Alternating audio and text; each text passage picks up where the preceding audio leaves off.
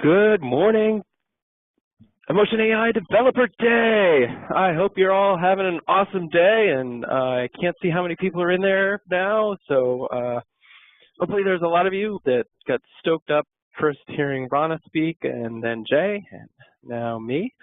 So hopefully I won't bring you down from where they brought you up, so we'll see.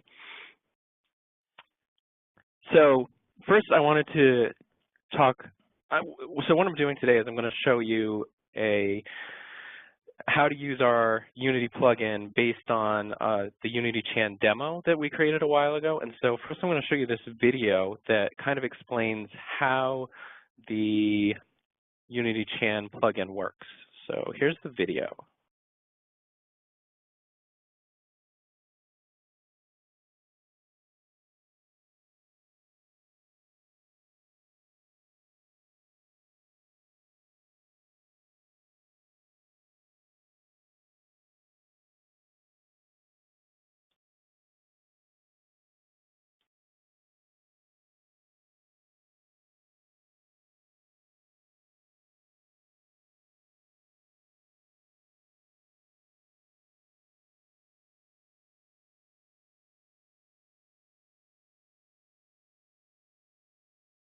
Wow, that voice sounds really familiar. I don't know who did the voiceover for that. So the Unity Chan repo, by the way, so the source code for everything that we'll be looking at today is it's on our GitHub, the Affectiva GitHub, and so this is the path. So it's github.com, Affectiva, Unity Chan. So let's get straight to it. Come on, Unity. Let's make that a little bigger. Okay, so here is the scene with Unity Chan, and so she's an animation that was originally created by Unity of Asia, and she's free on the Unity store. So that's where I got the animation. We didn't create it ourselves.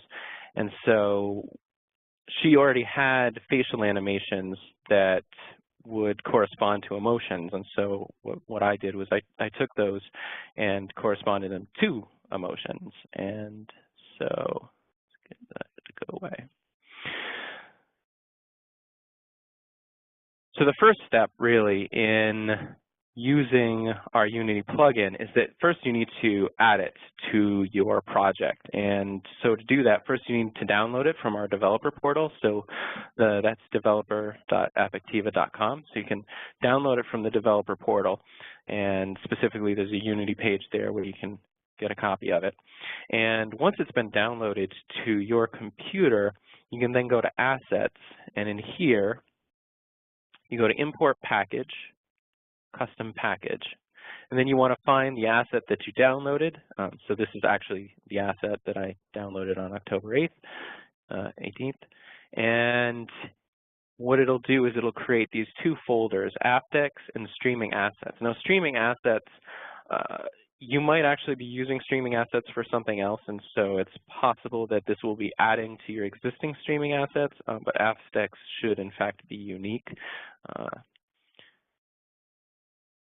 So then once you've added that, then I've already added these scripts, but I'm going to show you how to add the scripts. So you would go in, I was doing something with animation earlier.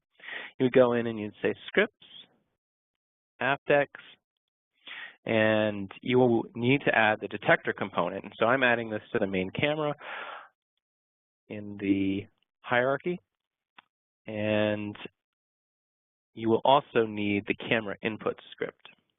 The video file input is if you wanted to process a video file, but I'm not going to cover that in this talk. Okay, so now we have the detector script and the camera input script. So in here, the UI allows you to decide which emotions are you interested in looking at, and then which expressions are you interested in. So here, it's going to default to nothing in both cases. And here I've said disgust, anger, surprise, valence. And so these are the emotions that she already had animations for. Valence, if you're not familiar with it, it's It's an aggregate of positive and negative emotions. So if valence is a positive value from 0 to 100, then that means somebody, well, 0 is neutral actually, but if it's above 0, then that means somebody's having positive emotions, showing positive emotions with their face, and then if it's negative below 0, then that means that they're having negative emotions. And then in here, I'm also interested in smile and eye closure because she smiles and she does eye closure. So an important note on this is that the more that you turn on in fact, there's an everything option, so you could turn them all on. But the more that you turn on, the more CPU is going to be used. And obviously with your game, video games can be very CPU intensive, and so you just want to be careful about how many you turn on and to only turn on the ones that you absolutely need. So those are the expressions and the emotions for the detector script. Now the camera input script. Now similarly, these values also impact performance. Now for a desktop system, Mac or PC, you can use a sample rate of about 20.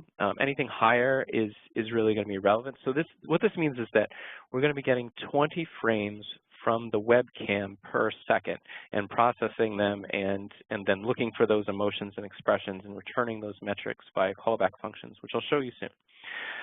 So 20 works fine on desktop, but on a mobile platform, you might really want to go somewhere between 5 and 10. When I compiled this specific app for Android, I did it at 10 frames per second. Generally, you're not going to want to go below 5 because you're going to be missing out on some emotions. And generally, going beyond 20 is not really worthwhile because people just aren't going to be expressing that much that you're going to get any more useful information than 20 frames per second. And then the target width and target height. So this is the resolution that you're getting from the webcam. And so again, this is going to affect CPU processing. I should note this does not affect the GPU. Right now we are strictly CPU processing. So if you're worried about this interfering with your graphics processing, that's not a problem. However, if you are doing some intense CPU processing, possibly for AI pathfinding, then that could be problematic. So you want to be careful with that. So 640 by 480, good setting for desktop. For mobile, I would recommend cutting it in half.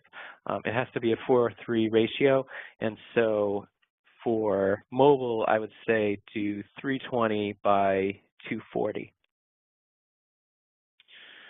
So that is what we need to set for the camera. Now on the character herself, we have added this face update script was actually already there.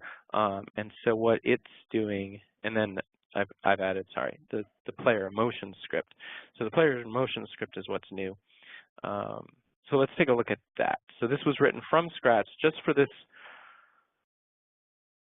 demo, but I often kind of copy and paste this from one demo to another because it's very similar to what I've used in other games. And so you might actually want to use this for the basis of your own player emotion script. And so this is to get the player emotions. So first we have these public float values.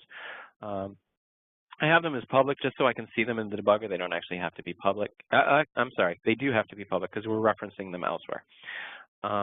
But it's also cool to see them in the debugger. We also have the SPOG system. And so now we have these 3 callback functions. And these are functions that are required for image results listener. So if I was to comment this out and then go back to Unity, we should see an error over in the console. Should see, oh, I didn't save. Live coding. There we go. So this is the error that you see. So it says player emotions does not implement inherited abstract member aptX image results listener on face found. So these 3 are all required. But if you don't actually care about when they're called, you could just leave them blank like that. But I do actually care, and I am using them in this demo. So in this demo, on face found, I'm getting feedback. Gabby, you were not. Okay, so on face found is going to be called every time the face is found for the first time. So this is like when the tracking first starts, kind of like what Jay Turco was talking about earlier today. So if I'm facing away, let me turn on the webcam.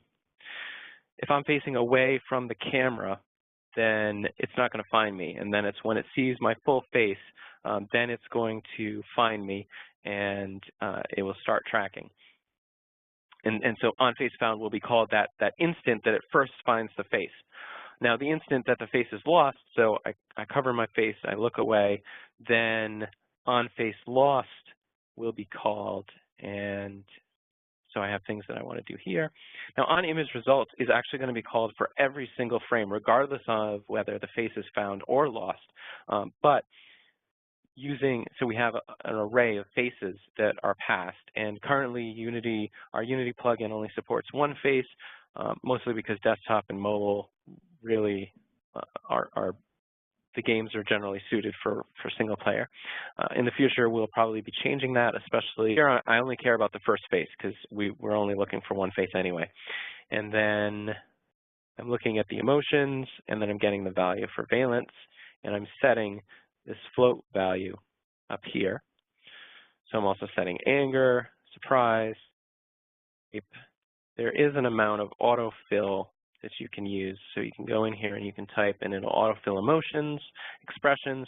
So feature points, that gives you, like it says, the X and Y information about where individual points on your face are. You can get more information about that on our developer portal.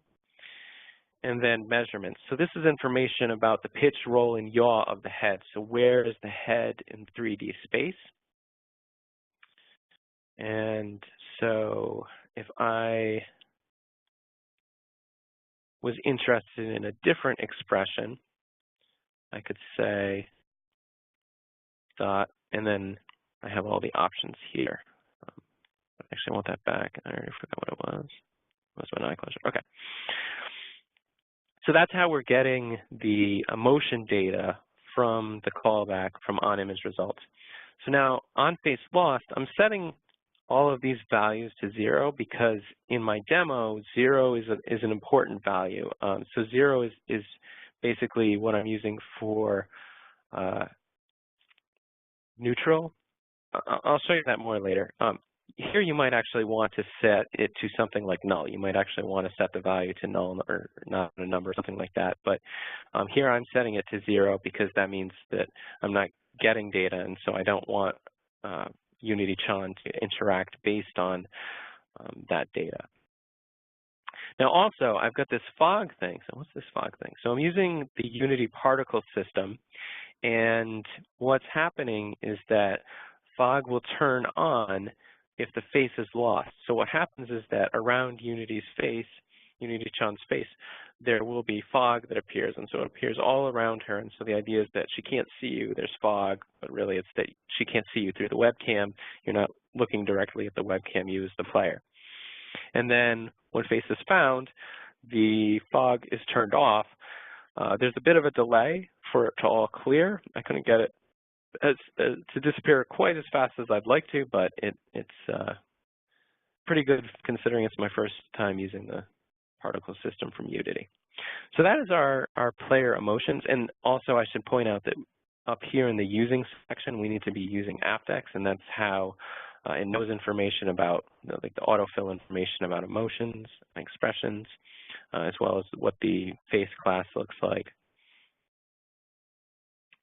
So let's move on to face update. So this did exist. This existed in the original version of the Unity Chan asset that's on the asset store, and I've made changes to it. For example, I'm grabbing the player, and then I'm going to set up the player emotions, but like the animation information was already there. And I added this awake function so that I could find the player in the hierarchy. So if we go over to Unity, you can see that it actually says, okay, I can't explain why it doesn't say player. And then we get the emotions, which then gets tagged to here. So this already existed, this on GUI, and this is what this is doing is this is creating a button or a series of buttons, and so those buttons are what you can do to manually have her animate her face. I left them there as reference information. And now down here, if the button's being pressed, then it will cause the animation to happen. But now here's what we're really interested in, where we're dealing with the emotions. And so here I'm looking for the dominant emotion. So I've created this dominant emotion floating point value. And I'm using this max function to figure out what is the dominant emotion. Is it anger, disgust, eye closure, valence, surprise, or smile? So which of these is the most dominant emotion? And then here, now remember how in here I had set things to 0 if there was no face. So here it's saying if there's no dominant emotion, if there's no emotion if the dominant emotion is less than or equal to 5, then we're just going to set the neutral face. So 0 is going to mean neutral, so no face found, neutral. Now here, if the smile value is the dominant emotion, then we're going to then further look and say, is it greater than 60? Is smile greater than 60? So if it is, so she's got 2 smile animations. She's got, actually these look the same. That might be a bug. Okay. So she should have 2 smile animations. And so it should show the 2 smile animations here. I need to make a note to myself. And so it would be like the super smile that's here, and then it would be a regular smile that's here. And then if the dominant emotion is anger, so anger is a little more subtle usually. So usually like a 40 is pretty powerful versus for smile, it's like 60. So here, if it's greater than 40, then it's the super anger. And if it's less than 40, but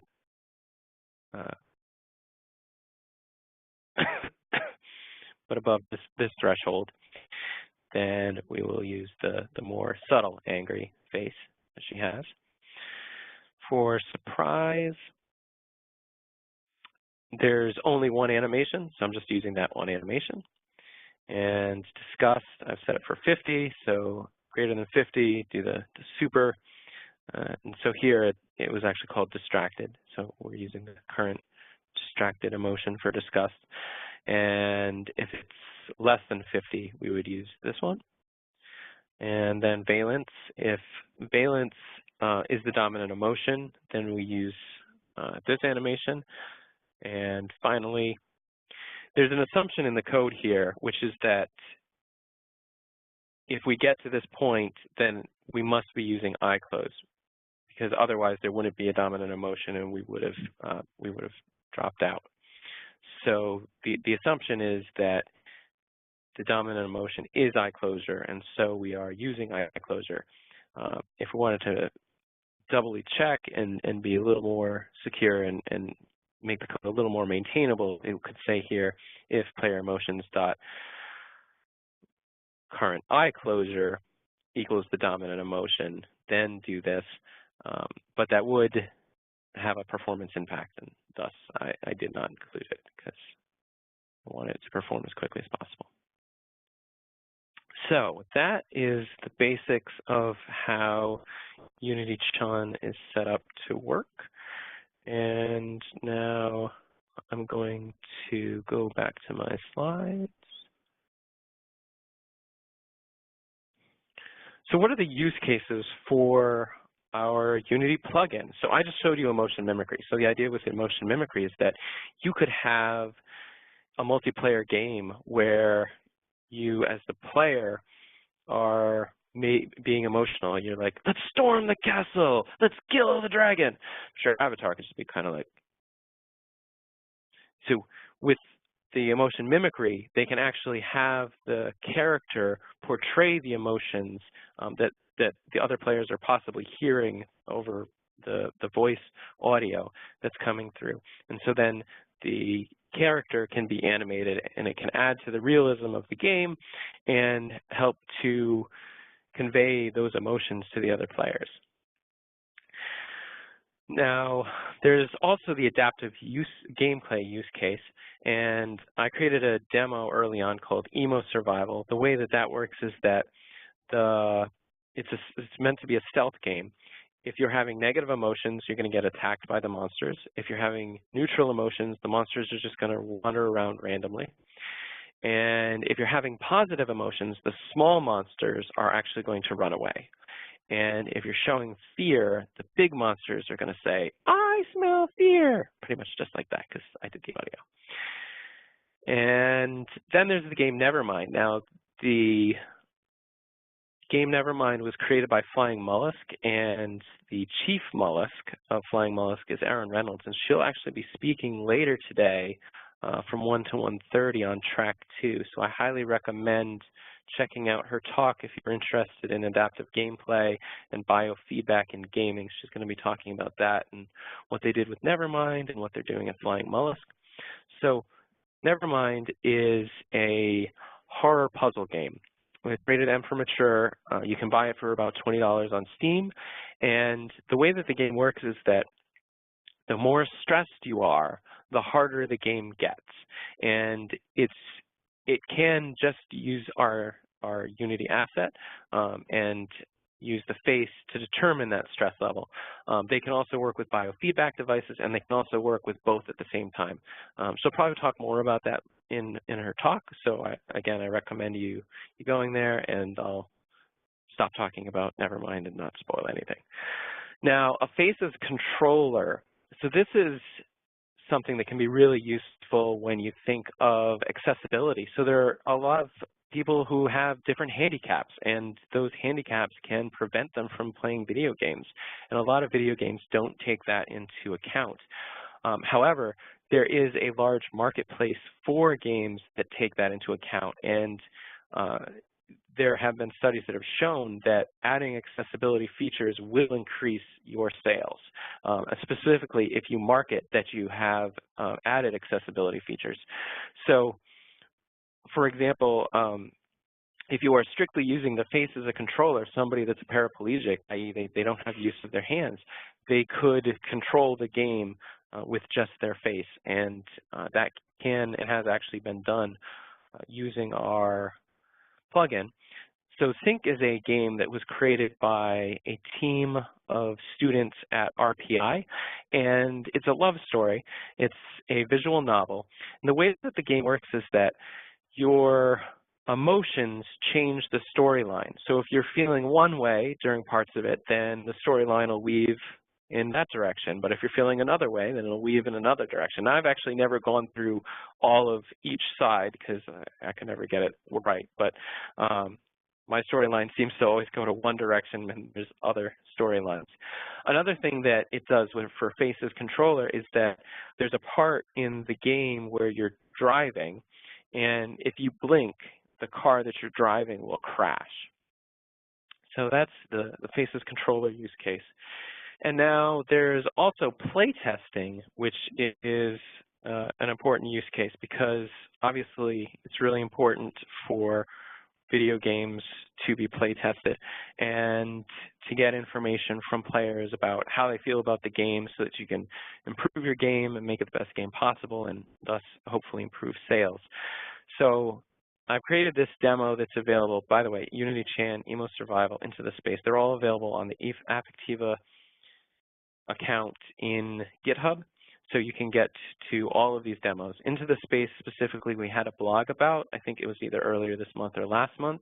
And the way that it works is that it's tracking your emotions, and for every frame, it grabs all the emotions and it puts them into a CSV file. And you can also, in the CSV file, put information about, like, where's the player? Has the player been shot? Has the player just destroyed something? Where is the player? Did the player just find the gold? And you can have that information and then take a look at the playtesting data to say, okay, people were upset at this point. Why? And then you can, like, dig deeper into it. I once ran a playtest, and I was looking at the data, and I found that when the playtester died, they actually smiled. They were actually happy. And I'm like, that's really weird. Like, what is going on? And so what it was is that they had played and then they died, and so that was their first playthrough. And so I asked him, well, why are you smiling after you died? And he said, I'm smiling because this is the moment when I figured out how the game works. And so I was happy because now I understand how the game works, and now I can play it again and do far better. So being able to dig into the data and seeing those spikes and then interacting with the person can get you far better data, because a lot of playtesting now is just based off of surveys, and surveys are going to have bias, especially for video games, because a lot of the playtesters are interested in getting in the video game industry, and so they'll be like, oh yeah, I love that game. Really, they're like, I kind of hated the game, but I'd love to get into this space, so like, yeah, I loved it. And so using our technology, you can get that unbiased feedback. And now I'm going to bring up the question and answer panel and start taking questions. Now I've got to find it. Here we go, questions and answers. Make the screen bigger and try to figure out which of these questions are actually for me. Must be a way to make this bigger. There we go. There we go. Okay, question from Eva. Okay, she thinks I'm missing the case of mixed emotions and the fact that emotions are very fast. How do I define an emotion being dominant? Right, okay, so yes, you can show multiple emotions at once. And so I didn't do anything with that. So you can show multiple expressions at once, and you can show multiple emotions at once. And so you could make it so that in this case, the avatar responds to that. In this case, I had a limited number of animations to work with, and we don't have any animators on staff, so I couldn't add to them. And so I just basically worked with what I can. And so what I was doing is I was just figuring what is the greatest value that I'm getting, whether it's from an emotion or an expression. And based on whichever the value is that is the greatest expression, that's what I'm choosing to animate based off of. So how do you define positive and negative emotions? Oh, that is such a better question for the science team.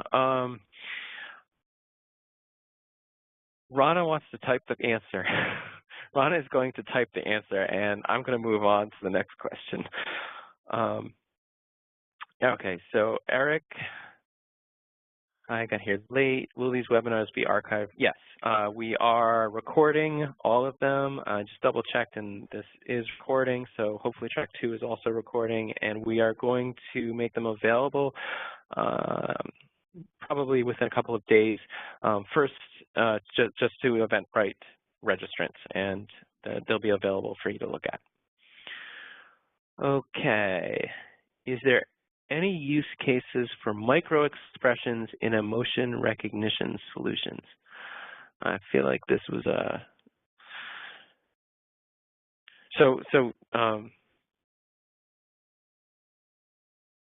oh, okay, so you answered that other question? Oh, you want to answer that question? Okay, Rana's going to take this one too. And so she did answer the other question. Oh, that was a different question. Oh, where can I find this player emotion script? Okay, so you know what? Why don't I just dig into GitHub, because I'm sharing my desktop. So GitHub, Affectiva, Unity Chan. So in here, we'll go to Assets, Unity Chan, Scripts, Player Emotions.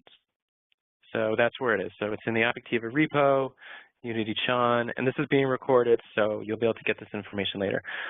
Assets, Unity Chan, Scripts, Player Emotions. And yeah, this can be really useful. I pretty much copy and paste, which I know it's a bad habit, but copy and paste it and then edit it as needed.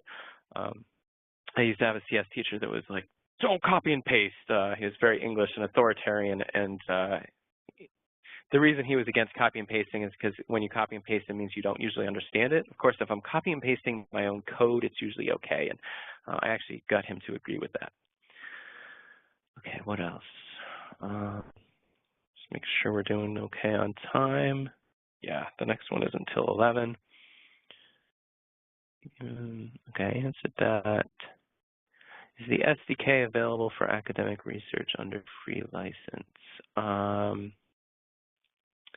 So the SDK is available for anybody that makes less than $1 million a year free, and any institution that makes less than $1 million a year. However, if you're doing paid work for an institution, then you really have to talk to our sales department, and the rest is over my head. So how do we define positive and negative emotions? Okay, I don't think I covered that earlier. Oh, Rhonda did. Great. Are there any use cases for microexpressions? So a lot of times we actually get questions about smoothing. So there's no smoothing in this. However, it looks like there is smoothing because the animation has its own smoothing. And so sometimes people, when they first try to use it, show in his presentation at 3:15, and that game actually does use smoothing that I added into the code, and so it's actually in the player emotion script of that code. And so I don't want to give too much away from Tim's thunder later today, but I'm just going to show you that script. So it's called Threaten the Guard, and don't look at the picture because that's a preview, a spoiler. Don't look at the spoiler. And then in assets, we have scripts, and then in scripts we have player emotions. And so here, the smoothing is being done based on just a simple counter. So we have this max smooth count, and then we're counting how many times a person is of a certain emotion. And here we are actually using mixed emotions. But again, I don't want to get too into spoilers. So what else? Maybe it's the past me. Does the Unity 3D asset allow? No. So we do not currently allow the use of multiple faces. So our regular SDKs, I'm not sure if the JavaScript one does because there's a huge performance impact on doing multiple faces. Most of our other SDKs do use multiple faces. So the JavaScript and the Android, iOS, Windows, Linux, they all do allow you to use multiple faces. Right now, the Unity 3D asset is hard-coded to use one, partly because of CPU, but partly because we're only available currently on Android, iOS, Windows, and Mac, and those platforms are really generally single-player experiences. I mean, it can be multiplayer games, but it's usually one person is at the computer. Now, we're working on Xbox, and so for Xbox, we will probably be looking into changing that, and we are looking into adding that in the future. But right now, getting feedback. Somebody's not muted. Got it. Okay. Keeps editing. So, yes, it's something we're looking to in the future. Emotions recognition only applicable to humans. It's applicable to big babies. And there we go. It's applicable to babies. There are some animals that we've found it works for, but all of our training data is humans. So all of our machine learning in the cloud is based on humans, and so generally it's going to work best with humans. But faces that look slightly humanish, and I mean, I've been at trade shows where I've shown we've got this demo, Aptix Me, which does multi-face, and sometimes a sign will look vaguely like a human face, and it'll show up as a face. And so sometimes there are things that like aren't even faces that will show up, but it's pretty rare. And again, the training is based off of humans. if we wanted to, we could train off of an animal, but I don't think that that's a focus of the science team right now. Rana, there's a question from Eva about defining positive and negative. So if you could actually answer that. Okay, she's going to take that and type in the answer. And our next speaker just came in. This is actually technically break time until 11.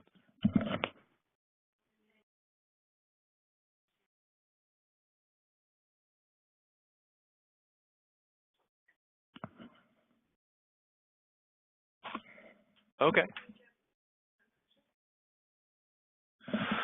So we just had an idea that if you're thinking about a game, then you could type it into the Q&A and we could talk about it. So like, what do you think of doing such and such with a game? So if you're interested in that, because we still have some time, our next speaker is going to be Umang, and he's at 11. So it's currently 10:30. I mean, you might want to take a bio break before that. But I can stick around. I'm technically the host, so I actually have to stick around, but I can sneak out from time to time.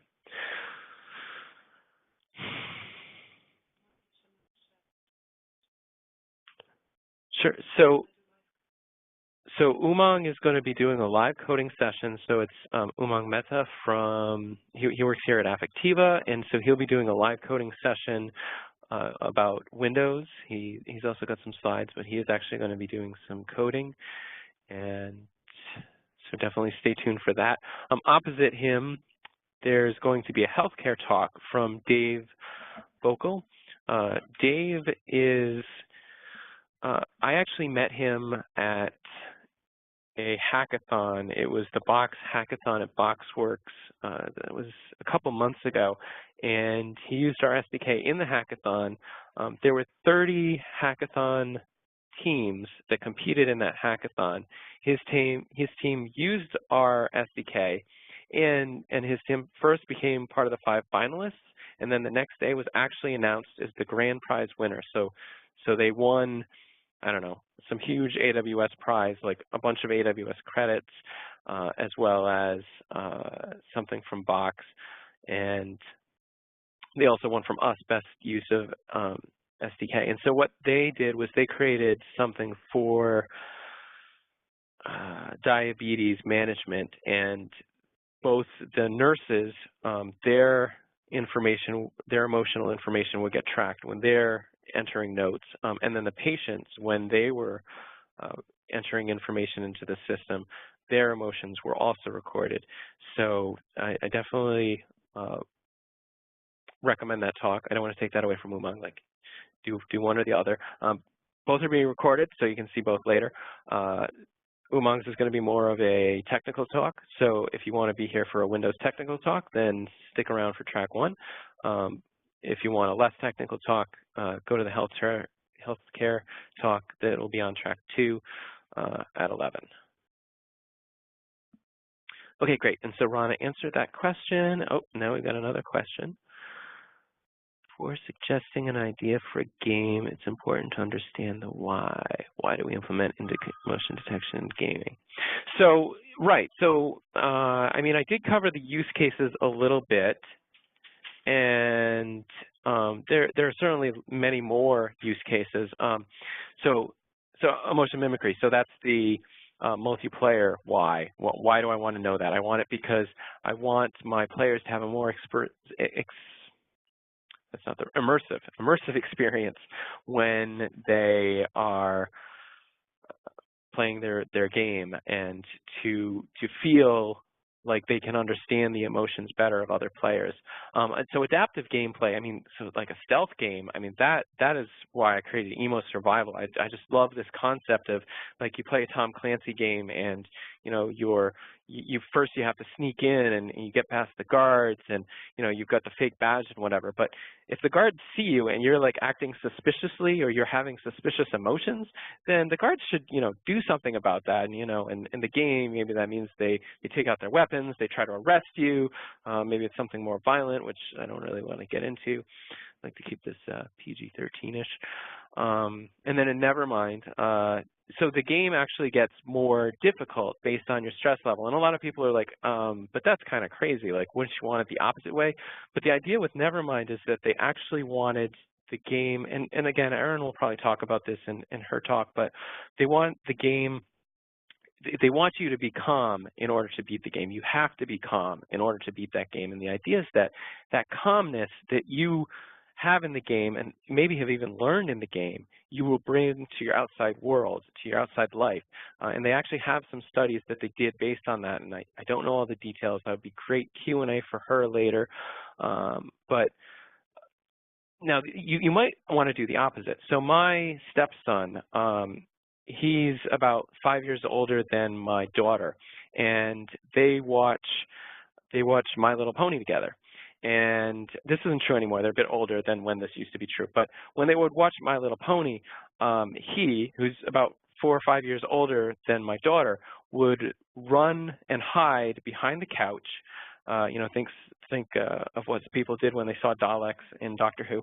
Run behind the couch for My Little Pony whenever a scary scene happened. But my daughter would just be sitting there fine. And so adaptive gameplay are harder based on the emotions. Like some people, like maybe me, really like the challenge and don't use cheat codes unless they absolutely have to. Like I've tried this, tried to beat this section for like 5 hours and it's driving me crazy. I'm going to have to use the cheat codes. But to be able to have that, to like tone down the violence, tone down the horror, increase the lighting, it can make the game more accessible. It can make it more psychologically accessible. And then we're talking about not just handicapped accessibility in terms of physical disabilities, but we're also talking about emotional or psychological issues.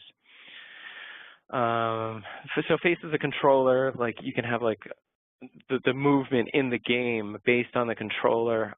I personally like to shy away from that because I just feel like it's, I don't know, I think it's great for accessibility for physical.